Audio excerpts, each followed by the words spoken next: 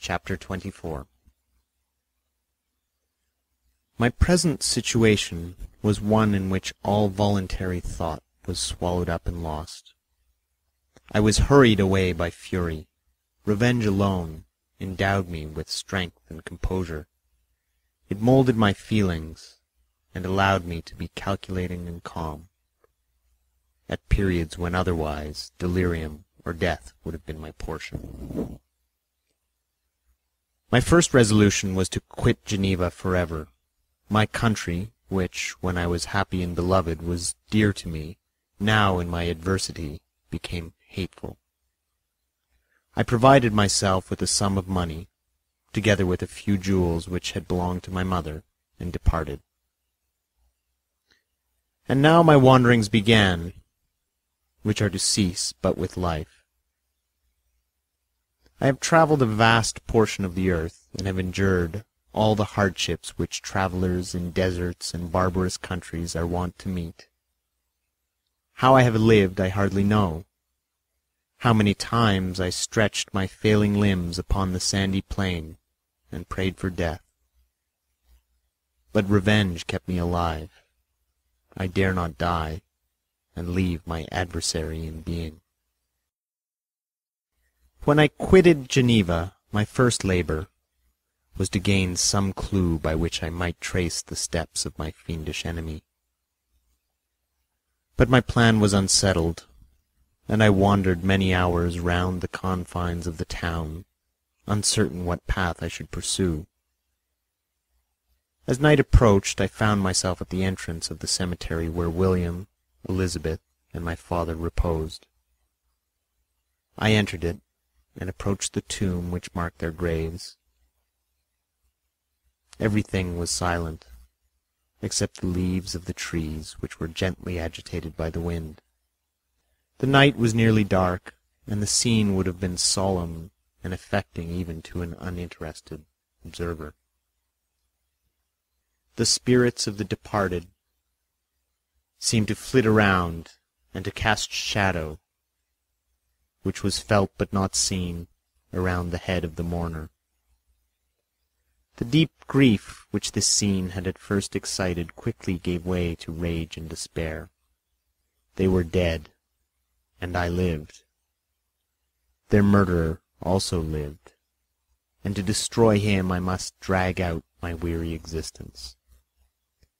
I knelt on the grass and kissed the earth, and with quivering lips exclaimed, "By the sacred earth on which I kneel, by the shades that wander near me, by the deep and eternal grief that I feel, I swear, and by thee, O night, and the spirits that preside over thee, to pursue the demon who caused this misery, until he or I shall perish in mortal conflict.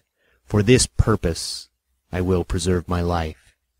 To execute this dear revenge will I again behold the sun and tread the green herbage of earth, which otherwise should vanish from my eyes forever. And I call on you, spirits of the dead, and on you, wandering ministers of vengeance, to aid and conduct me in my work. Let the cursed and hellish monster drink deep of agony. Let him feel the despair that now torments me." I had begun my adjuration with solemnity, and an awe which almost assured me that the shades of my murdered friends heard and approved my devotion. But the furies possessed me as I concluded, and rage choked my utterance. I was answered through the stillness of the night by a loud and fiendish laugh. It rang on my ears long and heavily. The mountains re-echoed it, and I felt as if all hell surrounded me with mockery and laughter. Surely in that moment I should have been possessed by frenzy, and have destroyed my miserable existence, but that my vow was heard, and that I was reserved for vengeance. The laughter died away, when a well-known and abhorred voice, apparently close to my ear, addressed me in an audible whisper. "I am satisfied, miserable wretch. You have determined to live, and I am satisfied." I darted towards the spot from which the sound proceeded, but the devil eluded my grasp. Suddenly the broad disk of the moon arose and shone full upon his ghastly and distorted shape, as he fled with more than mortal speed.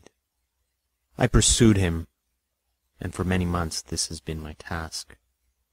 Guided by a slight clue, I followed the windings of the Rhone, but vainly.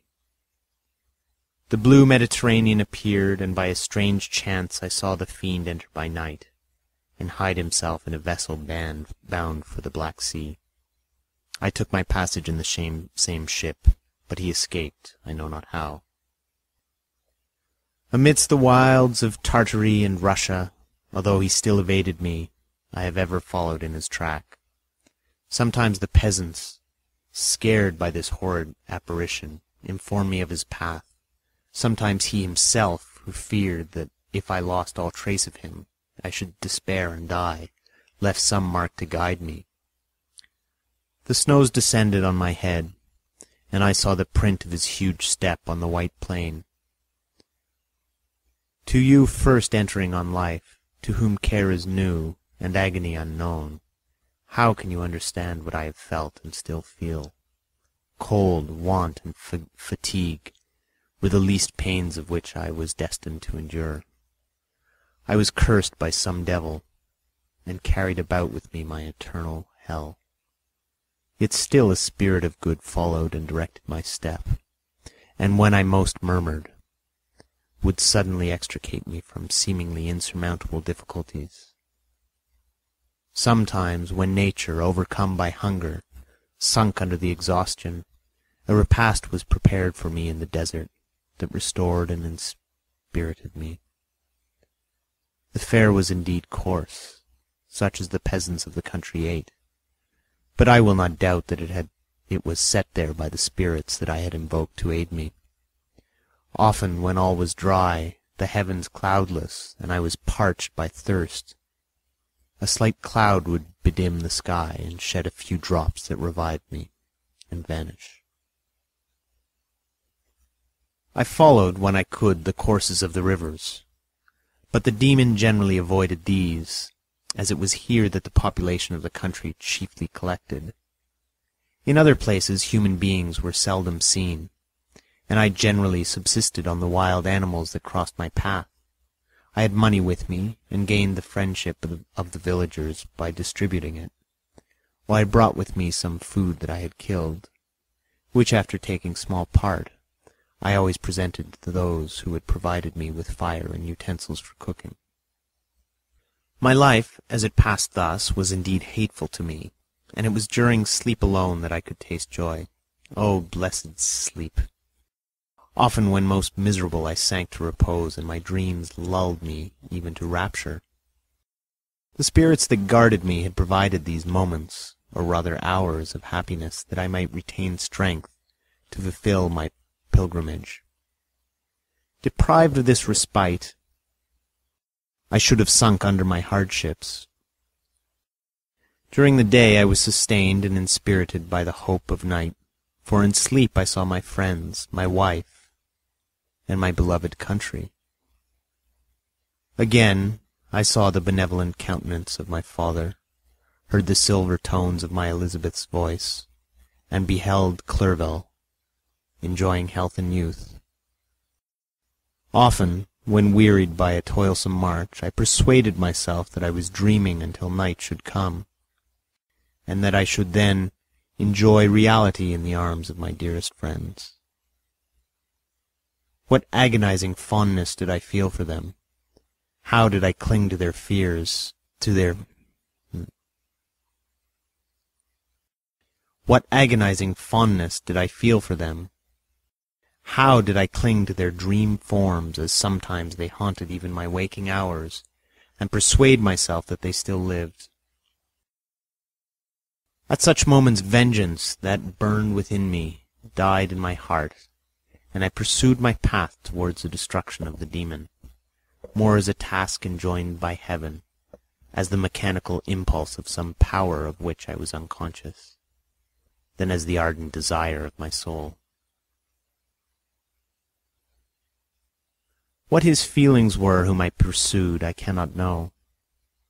Sometimes, indeed, he left marks in writing on the bark of the trees, or cut in stone, that guided me and instigated my fury. My reign is not yet over. These words were legible in one of these inscriptions. You live, and my power is complete. Follow me. I seek the everlasting ices of the north, where you will feel the misery of cold and frost to which I am impassive. You will find near this place, if you follow not too tardily, a dead hare. Eat and be refreshed. Come on, my enemy. We have yet to wrestle for our lives, but many hard and miserable hours must you endure until that period shall arrive. Scoffing devil, again do I vow vengeance, again do I devote thee, miserable fiend, to torture and death. Never will I give up my search until he or I perish, and then with what ecstasy shall I join my Elizabeth and my departed friends, who even now prepare for me the reward of my tedious toil and horrible pilgrimage. As I still pursued my journey to the northward, the snows thickened, and the cold increased in a degree almost too severe to support. The peasants were shut up in their hovels, and only a few of the most hardy ventured forth to seize the animals whom starvation had forced from their hiding-places to seek for prey. The rivers were covered with ice, and no fish could be procured, and thus I was cut off from my chief article of maintenance. The triumph of my enemy increased with the difficulty of my labors. One inscription that he left was in these words: Prepare, your toil is only begin. Wrap yourself in furs, and provide food, for we shall soon enter upon a journey where your sufferings will satisfy my everlasting hatred. My courage and perseverance were invigorated by these scoffing words. I resolved not to fail in my purpose, and calling on heaven to support me, I continued with unabated fervor to traverse immense deserts until the ocean appeared at a distance and formed the utmost boundary of the horizon. Oh, how unlike it was to the blue seasons of the south! Covered with ice, it was only to be distinguished from land by its superior wildness and ruggedness. The Greeks wept for joy when they beheld the Mediterranean from the hills of Asia, and hailed with rapture the boundary of their toils. I did not weep, but I knelt down, and with a full heart thanked my guiding spirits for conducting me in safety to the place where I hoped, notwithstanding my adversary's jibe, to meet and grapple with him. Some weeks before this period I had procured a sled and dogs, and thus traversed the snows with inconceivable speed. I know not whether the fiend possessed the same advantages, but I found that, as before I had daily lost ground in the pursuit, I now gained on him, so much so that when I first saw the ocean he was but one day's journey in advance, and I hoped to intercept him before he should reach the beach. With new courage, therefore, I pressed on, and in 2 days arrived at a wretched hamlet on the seashore. I inquired of the inhabitants concerning the fiend, and gained accurate information. A gigantic monster, they said, had arrived the night before, armed with a gun and many pistols, putting to flight the inhabitants of a solitary cottage, through fear of his terrific appearance. He had carried off their store of winter food, and, placing it in a sledge to draw, which he had seized on a numerous drove of trained dogs, he had harnessed them, and the same night, to the joy of the horror-struck villagers, had pursued his journey across the sea in a direction that led to no land, and they conjectured that he must speedily be destroyed by the breaking of the ice, frozen by the eternal frosts. On hearing this information, I suffered a temporary access of despair. He had escaped me, and I must commence a destructive and almost endless journey across the mountainous ices of the ocean, amidst cold that few of the inhabitants could long endure, and which I, the native of a genial and sunny climate, could not hope to survive. Yet at the idea that the fiend should live and be triumphant, my rage and vengeance returned, and like a mighty tide, overwhelmed every other feeling. After a slight repose, during which the spirits of the dead hovered round, and instigated me to toil and revenge, I prepared for my journey. I exchanged my land sledge for one fashioned for the inequalities of the frozen ocean, and purchasing a plentiful stock of provisions, I departed from land. I cannot guess how many days have passed since then, but I have endured misery which nothing but the eternal sentiment of a just retribution, burning within my heart, could have enabled me to support. Immense and rugged mountains of ice often barred up my passage, and I often heard the thunder of the ground sea, which threatened my destruction. But again the frost came, and made the paths of the sea secure.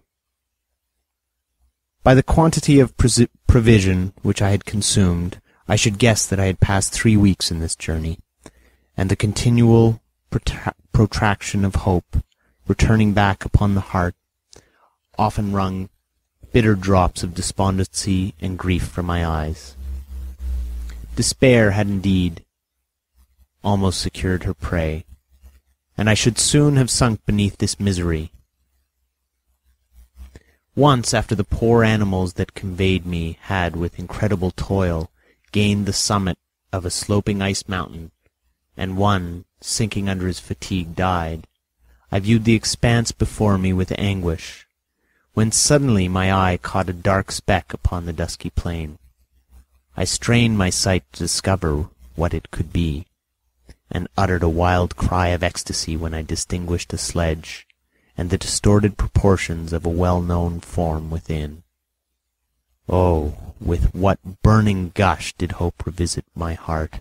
Warm tears filled my eyes, which I hastily wiped away, that they might not intercept the view I had of the demon.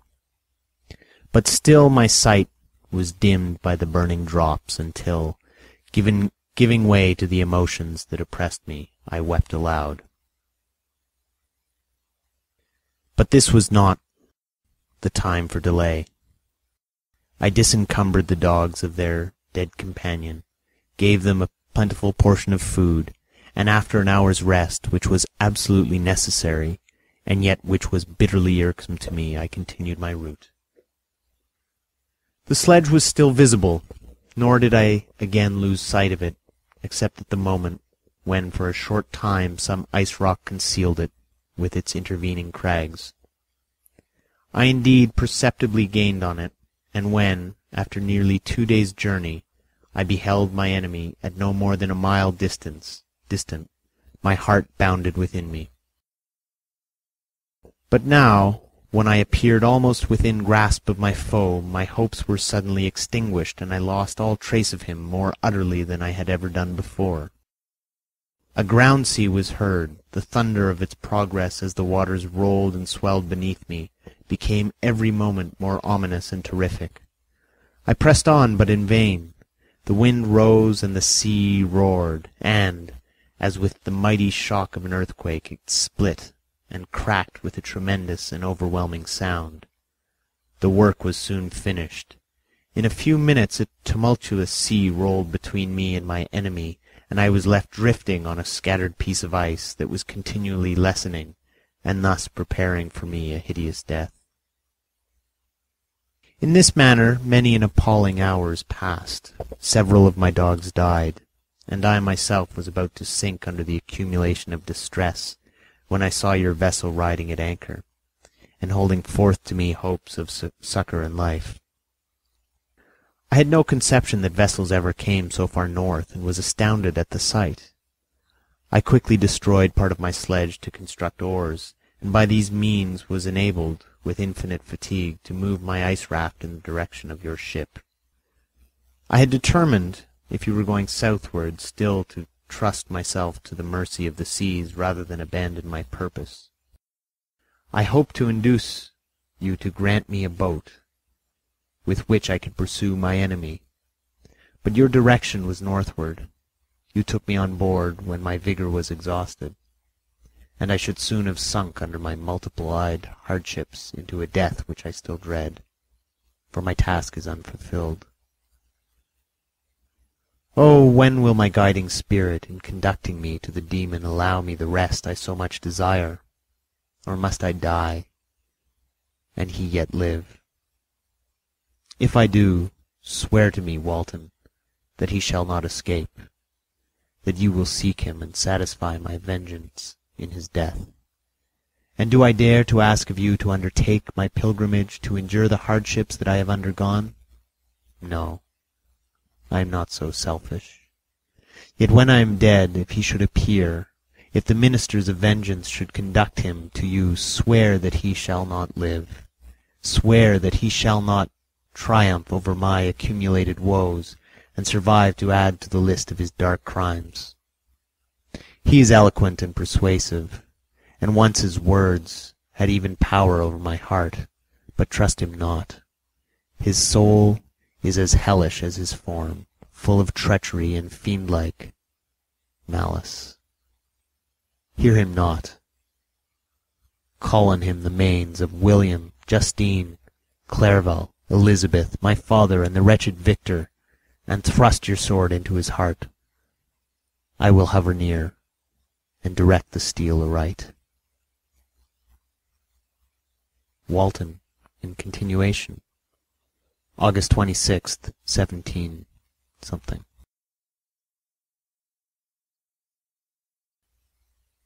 You have read this strange and terrific story, Margaret, and do you not feel your blood congeal with horror, like that which even now curdles mine? Sometimes, seized with sudden agony, he could not continue his tale.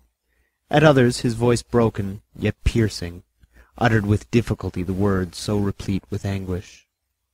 His fine and lovely eyes were now lighted up with indignation, now subdued to downcast sorrow, and quenched in infinite wretchedness. Sometimes he commanded his countenance and tones, and related the most horrible incidents with a tranquil voice, suppressing every mark of agitation. Then, like a volcano bursting forth, his face would suddenly change to an expression of the wildest rage, as he shrieked out imprecations on his persecutor. His tale is connected, and told with an appearance of the simplest truth.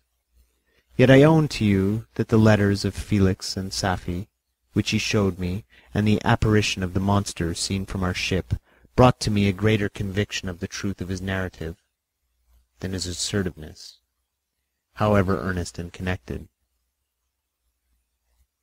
Such a monster has, then, real existence. I cannot doubt it. Yet I am lost in surprise and admiration. Sometimes I endeavoured to gain from Frankenstein the particulars of his creature's formation, but on this point he was impenetrable. "Are you mad, my friend?" said he. "Or whither does your senseless curiosity lead you? Would you also create for yourself and the world a demoniacal enemy? Peace, peace! Learn my miseries, and do not seek to increase your own." Frankenstein discovered that I made notes concerning his history.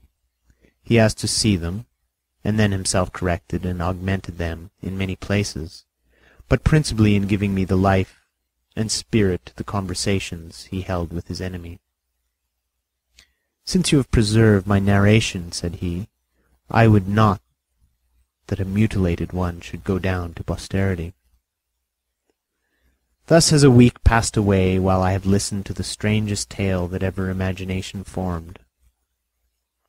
My thoughts and every feeling of my soul have been drunk up by the interest of my guest, which this tale and his own elevated and gentle manners have created. I wish to soothe him, yet I can counsel one so indefinitely miserable, so destitute of every hope and consolation. Frankenstein discovered that I made notes concerning his history. He asked to see them, and then himself corrected and augmented them in many places, but principally giving the life and spirit to the conversations he held with his enemy.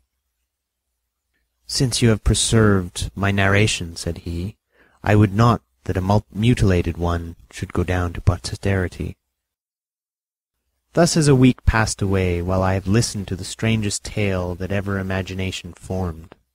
My thoughts and every feeling of my soul have been drunk up by the interest for my guest, which this tale and his own elevated gentle manners have created. I wish to soothe him, yet can I counsel one so infinitely miserable, so destitute of every hope of consolation, to live? Oh no, the only joy that he can now know will be when he composes his shattered spirit to peace and death.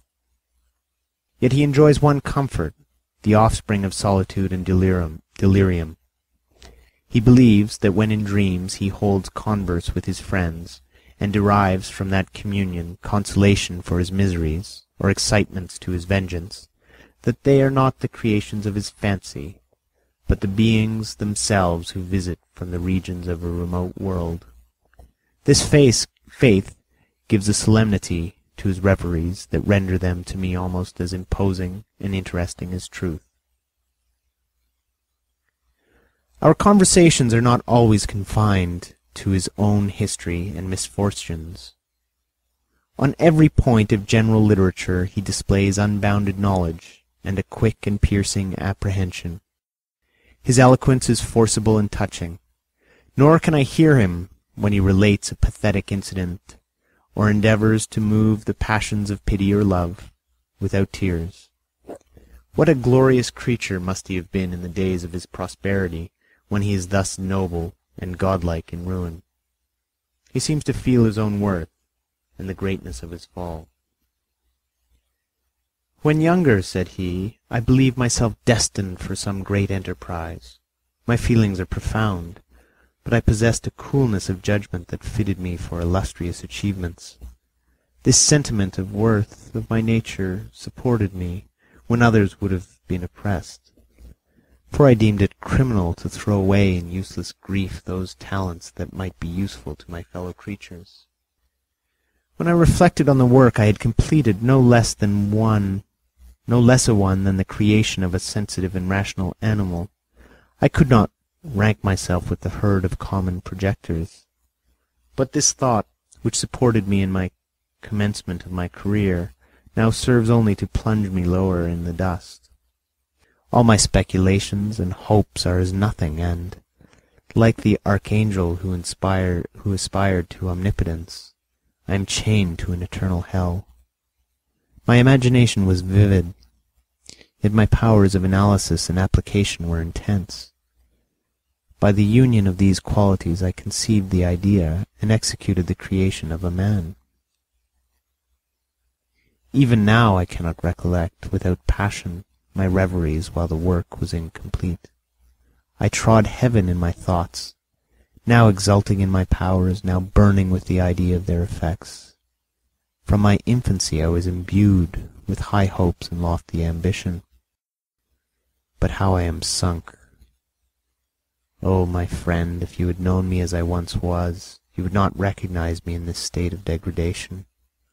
Despondency rarely visited my heart. A high destiny seemed to bear me on until I fell, never again to rise. Must I then lose this admirable being? I have longed for a friend. I have sought one who would sympathize with and love me. Behold, on these desert seas I have found such a one, but I fear I have gained him only to know his value and lose him. I would reconcile him to life, but he repulses the idea. "I thank you, Walton," he said, "for your kind intentions towards so miserable a wretch, but when you speak of new tides and fresh affections, think you that any can replace those who are gone? Can any man be to me as Clerval was? or any woman another Elizabeth. Even where the affections are not strongly moved by any superior excellence, the companions of our childhood always possess a certain power over our minds, which hardly any later friend can obtain. They know our infinite dispositions, which, however they may be afterwards modified, are never eradicated. They can judge of our actions with more certain conclusions as to the integrity of our motives.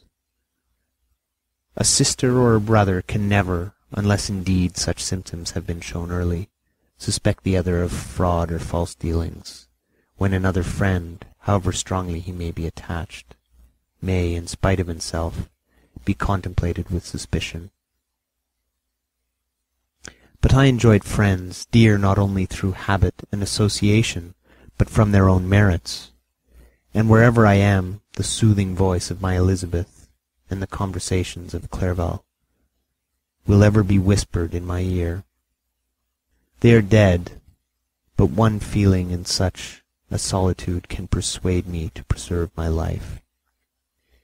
If I were engaged in any high undertaking or design, fraught with extensive utility to my fellow creatures, then I could live to fulfill it, but such is not my destiny. I must pursue and destroy the being to whom I have gave existence.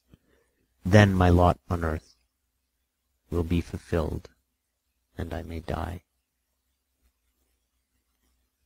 September 2nd. My beloved sister, I write to you encompassed by peril, and ignorant whether I am ever doomed to see again dear England, and the dearer friends that inhabit it. I am surrounded by mountains of ice which admit of no escape, and threaten every moment to crush my vessel. The brave fellows who I have persuaded to be my companions look towards me for aid, but I have none to bestow.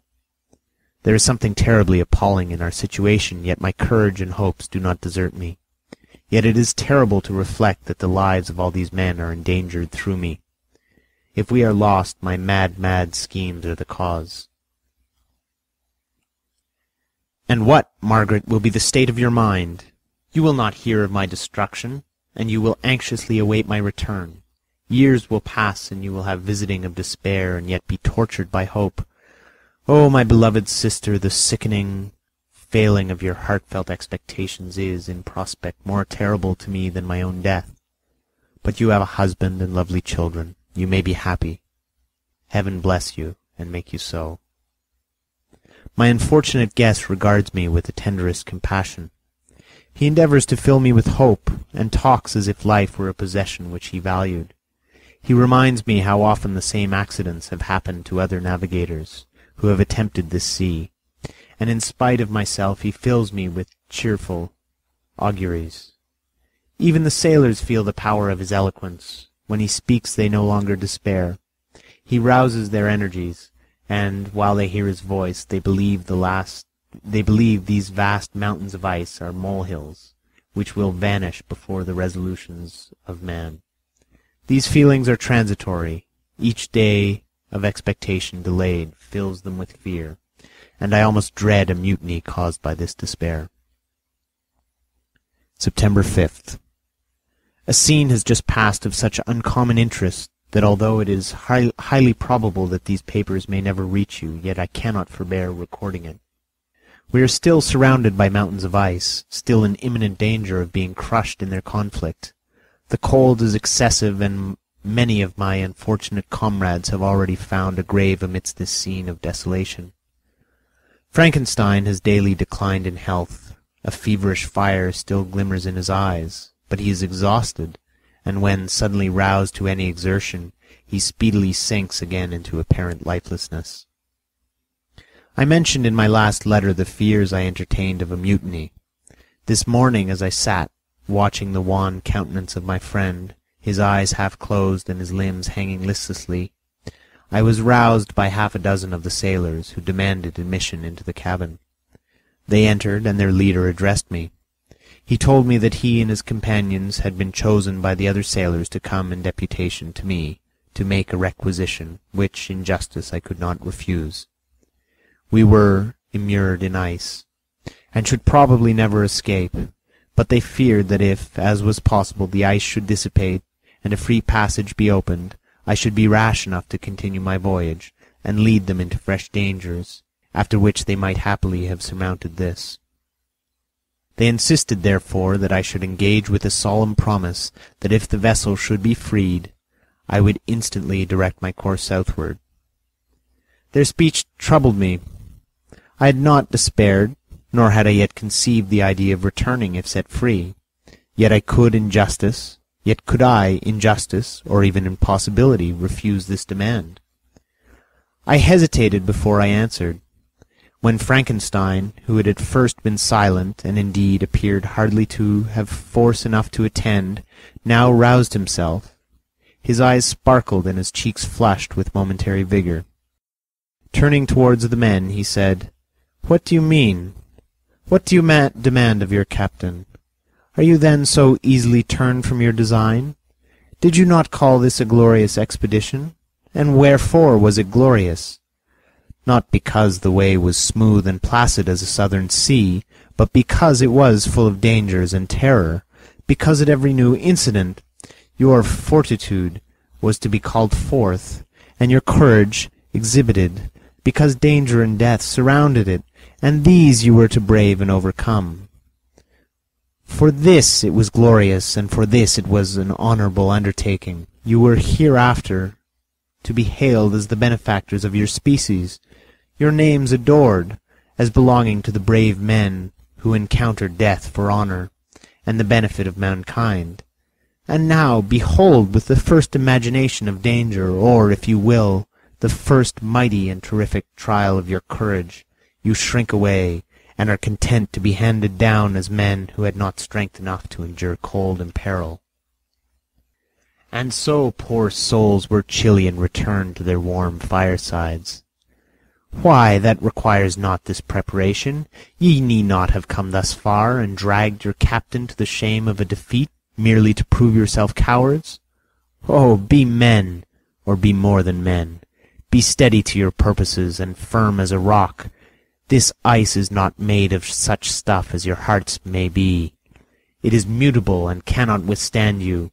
If you say that it shall not, do not return to your families with the stigma of disgrace marked on your brows. Return as heroes who have fought and conquered, and who know not what it is to turn their backs on the foe." He spoke this with a voice so modulated to the different feelings expressed in his speech, with an eye so full of lofty design and heroism, that can you wonder that these men were moved? They looked at one another and were unable to reply. I spoke. I told them to retire and consider of what had been said, that I would not lead them farther north if they strenuously desired the contrary, but that I hoped that, with reflection, their courage would return. They retired, and I turned towards my friend, but he was sunk in languor, and almost deprived of life. How all this will terminate I know not, but I had rather die than return shamefully, my purpose unfulfilled. Yet I fear such will be my fate. The men, unsupported by ideas of glory and honour, can never willingly continue to endure their present hardship. September 7th. The die is cast. I have consented to return if we are not destroyed. Thus are my hopes blasted by cowardice and indecision. I come back ignorant and disappointed. It requires more philosophy than I possess to bear this injustice with patience. September 12th. It is past. I am returning to England. I have lost my hopes of utility and glory. I have lost my friend. But I will endeavour to detail these bitter circumstances to you, my dear sister, and while I am wafted towards England and towards you, I will not despond. September 9th, the ice began to move, and roarings like thunder were heard at a distance. As the island split and cracked in every direction,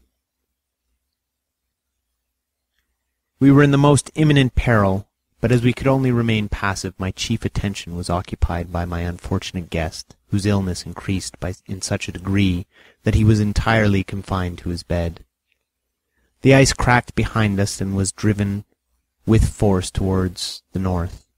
A breeze sprung from the west, and on the 11th the passage towards the south became perfectly free. When the sailors saw this, and that their return to the native country was apparently assured, a shout of tumultuous joy broke from them, loud and long continued. Frankenstein, who was dozing, awoke and asked the cause of the tumult. "They shout," I said, "because they will soon return to England." "Do you then really return?" "Alas, yes. I cannot withstand their demands. I cannot lead them unwillingly to danger. I must return." "Do so if you will, but I will not. You may give up your purpose, but mine is assigned to me by heaven, and I dare not. I am weak, but surely the spirits who assist my vengeance will endow me with sufficient strength." Saying this, he endeavored to spring from the bed, but the exertion was too great for him. He fell back and fainted. It was not long before he was restored, and I often thought that life was entirely extinct. At length he opened his eyes. He breathed with difficulty, and was unable to speak. The surgeon gave him a composing draught, and ordered us to leave him undisturbed. In the meantime he told me that my friend had certainly not many hours to live. His sentence was pronounced, and I could only grieve and be patient. I sat by his bed watching him. His eyes were closed, and I thought he slept. But presently he called to me in a feeble voice, and bidding me come near, said, "Alas, the strength I relied on is gone. I feel that I soon shall die, and he, my enemy and persecutor, may still be in being. Think not, Walton, that in the last moments of my existence I feel that burned hatred and ardent desire of revenge I once expressed, but I feel myself justified in desiring the death of my adversary. During these last days I have been occupied in examining my past conduct, nor do I find it blamable. In a fit of enthusiastic madness I created a rational creature, and was bound towards him to assure, as far as was in my power, his happiness and well-being. This was my duty. But there was another, still paramount to that. My duties towards the beings of my own species had greater claims to my attention, because they included a greater proportion of happiness or misery. Urged by this view, I refused, and did right in refusing, to create a companion for the first creature. He showed unparalleled malignity and selfishness in evil. He destroyed my friends. He devoted to destruction beings who possessed exquisite sensations, happiness, and wisdom. Nor do I know where this thirst for vengeance may end.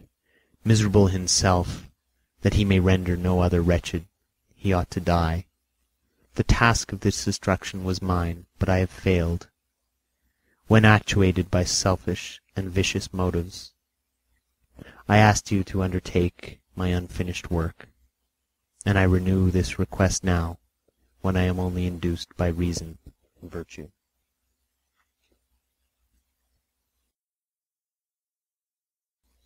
Yet I cannot ask you to renounce your country and friends to fulfill this task, and now that you are returning to England, you will have little chance of meeting with him, but the consideration of these points, and the well-balancing of what you may esteem your duties, I leave to you. My judgment and ideas are already disturbed by the near approach of death. I dare not ask you to do what I think right, for I may still be misled by passion. That he should live to be an instrument of mischief disturbs me. In other respects, this hour, when I momentarily expect my release, is the only happy one which I have enjoyed for several years. The forms of the beloved dead flit before me, and I hasten to their arms. Farewell, Walton. Seek happiness in the tranquillity, and avoid ambition even if it be only the apparently innocent one of distinguishing yourself in science and discoveries. Yet why do I say this? I have myself been blasted in these hopes. Yet another may succeed. His voice became faint as he spoke, and at length, exhausted by his effort, he sunk into silence. About half an hour afterwards he attempted again to speak, but was unable. He pressed my hand feebly, and his eyes closed forever, while the irradiation of a gentle smile passed away from his lips. Margaret, what comment can I make on the untimely extinction of this glorious spirit?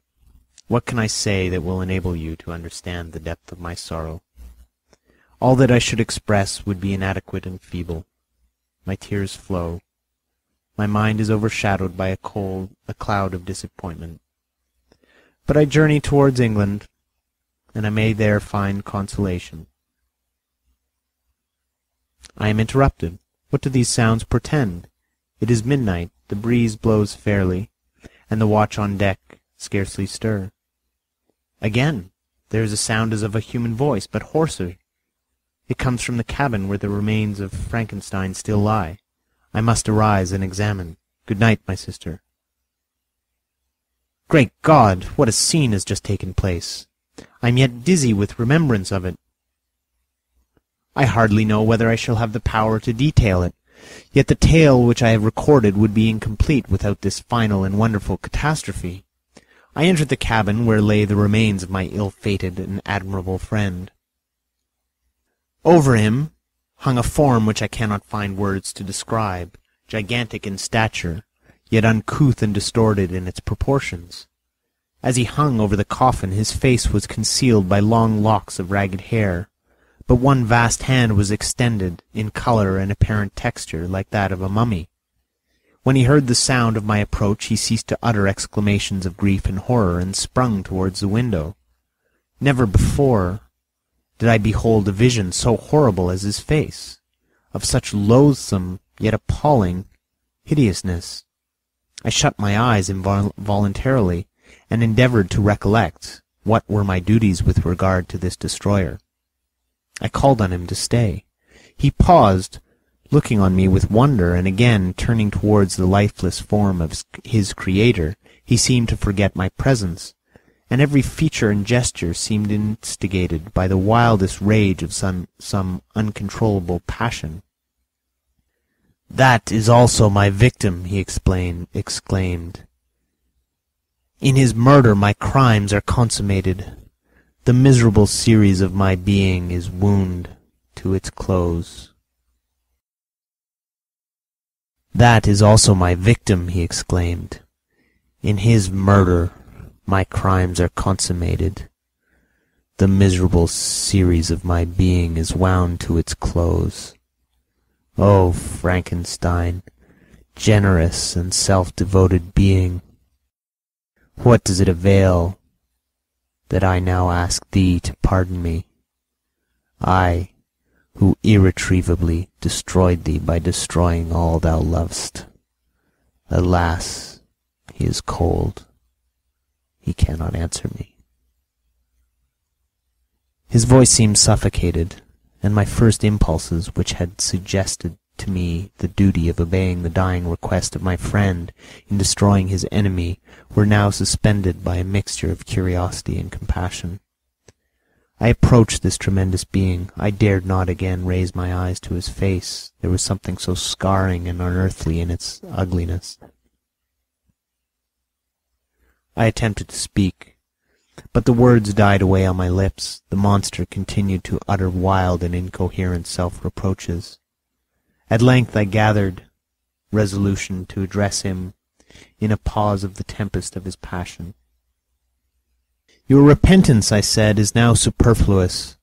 If you had listened to the voice of conscience and heeded the strings of remorse, before you had urged your diabolical vengeance to this extremity, Frankenstein would yet have lived." "And do you dream?" said the demon. "Do you think that I was then dead to agony and remorse? He continued, pointing to the corpse, "he suffered not in the consummation of the deed. Oh, not the 10,000th portion of the anguish that was mine during the lingering detail of its execution. A frightful selfishness hurried me on, while my heart was poisoned with remorse.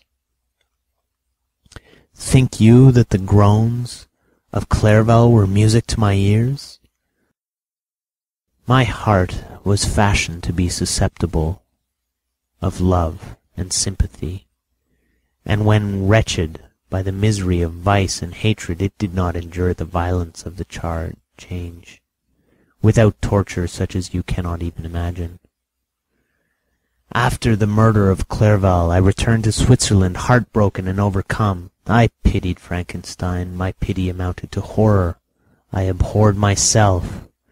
But when I discovered that he, the author at once of my existence and of its unspeakable torments, dared to hope for happiness, that while he accumulated wretchedness and despair upon me, he sought his own enjoyment in feelings and passions from the indulgence of which I was forever barred, then impotent envy and bitter indignation filled me with an insatiable thirst for vengeance.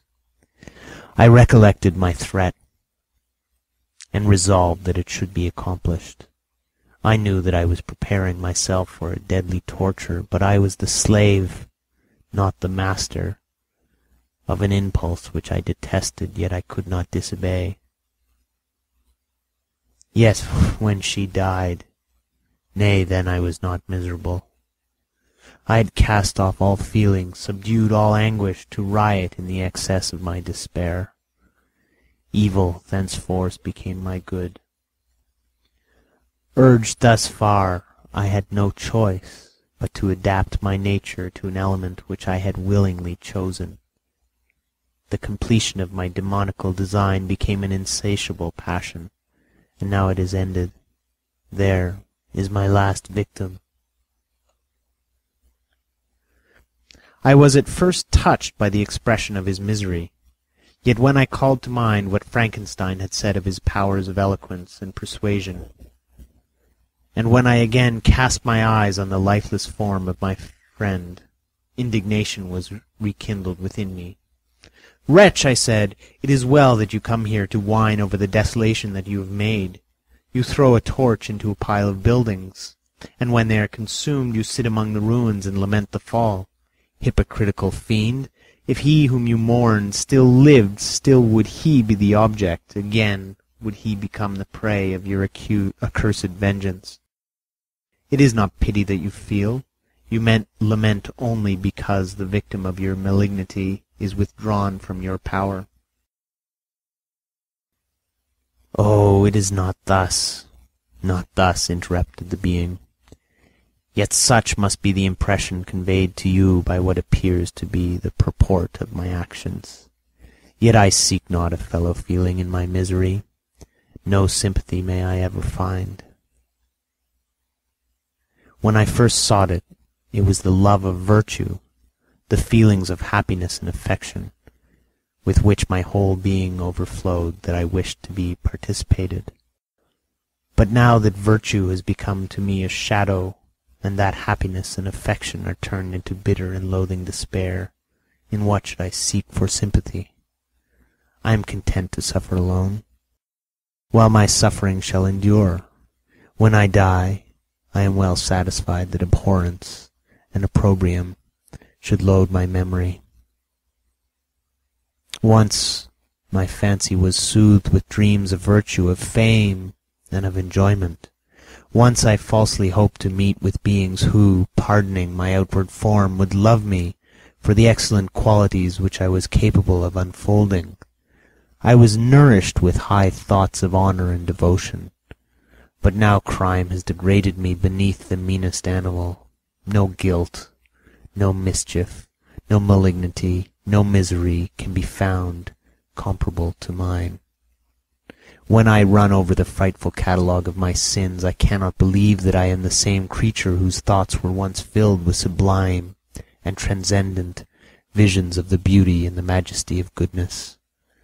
But it is even so. The fallen angel becomes a malignant devil. Yet even that enemy of God, and man had friends and associates in his desolation. I am alone. You who call Frankenstein your friend seem to have a knowledge of my crimes and his misfortunes, but in the detail which he gave you of them he could not sum up the hours and months of misery which I endured wasting in impotent passions. For while I destroyed his hopes, I did not satisfy my own desires. They were forever ardent and craving. Still, I desired love and fellowship, and I was still spurned. Was there no injustice in this? Am I to be thought the only criminal, when all humankind sinned against me? Why do you not hate Felix, who drove his friend from the door with contumely? Why do you not execrate the rustic who sought to destroy the Saviour of his child? Nay, these are virtuous and immaculate beings. I, the miserable and the abandoned, am an abortion to be spurned at, kicked, and trampled on. Even now my blood boils at the recollection of this injustice. But it is true that I am a wretch. I have murdered the lovely and the helpless. I have strangled the innocent as they slept, and grasped to death his throat, who never injured me or any other living thing. I have devoted my Creator, the select specimen of all that is worthy of love and admiration among men, to misery. I have pursued him even to that irredeemable ruin.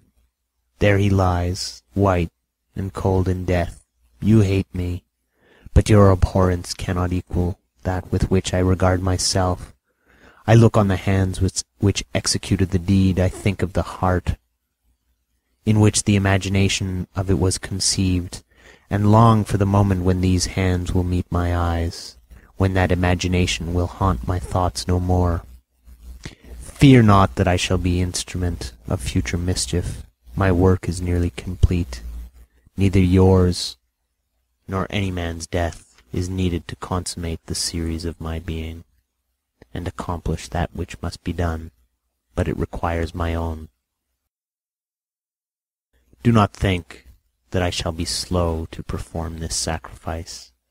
I shall quit your vessel on the ice raft which brought me thither, and shall seek the most northern extremity of the globe. I shall collect my funeral pile, and consume to ashes this miserable frame, that its remains may afford no light to any curious and unhallowed wretch who would create such another as I have been. I shall die. I shall no longer feel the agonies which now consume me, or be the prey of feelings unsatisfied yet unquenched. He is dead who called me into being, and when I shall be no more, the very remembrance of us both will speedily vanish. I shall no longer see the sun or stars, or feel the winds play on my cheeks. Light, feeling, and sense will pass away, and in this condition must I find my happiness. Some years ago, when the images which this world affords first opened upon me, when I felt the cheering warmth of summer and heard the rustling of the leaves and the warbling of the birds, and these were all to me, I should have wept to die. Now it is my only consolation. Polluted by crimes and torn by the bitterest remorse, where can I find rest but in death?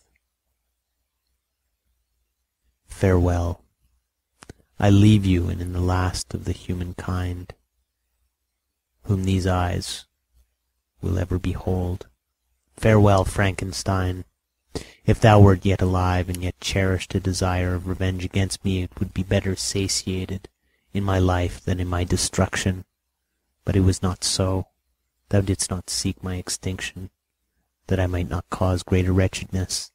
And if yet, in some mode unknown to me, thou hadst not ceased to think and feel, thou wouldst not desire against me a vengeance greater than that which I feel.